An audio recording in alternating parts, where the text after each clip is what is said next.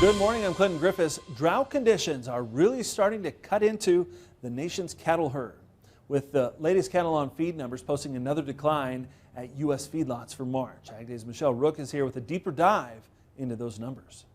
Clinton USDA put the on-feed number at 4.4% below a year ago, with placements down nearly 0.5% and marketings down 1.2%.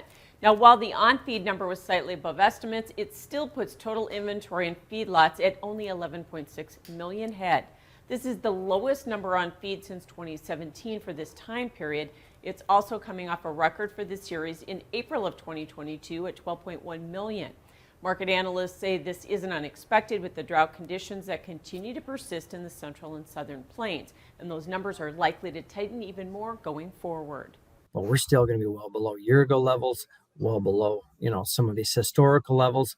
We know that the numbers are tight, and they're going to be that way for a substantial period of time. Maybe it's a couple of years as we're still looking to see, okay, are the heifers coming into the feed yard yet or not? And regardless, we've got a smaller cow herd, we've got tighter numbers, so these on feed numbers are going to stay tight. He also points out that while the placements number was above estimates, most of the increase came in the south and was tied to the lingering drought and the grazing situation.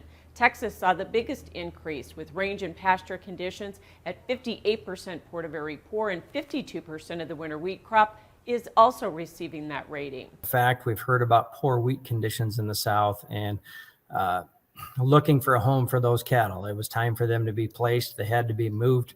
We were hearing about different sale barns calling to the northern cattle buyers and saying, hey, you better get down here. We're going to have some big runs here in a short amount of time. So those cattle had to be moved pretty quickly and find a home. So there's a reason for your bigger placements in the south. It's basically going to be tied to the weather, dry conditions. Barlick says the higher placements may also mean a shift in the normal seasonal pattern of when cattle are ready for market, with more ready in the summer versus this fall. Now, Barlick again stresses that there is no evidence of heifer retention yet indicated in this cattle on feed report. He doesn't think we'll see the rapid expansion like in 2015 because of higher interest rates, higher input costs, and drier weather. Now, while the outlook indicates a shift to El Nino, the drought has not broken yet in many areas.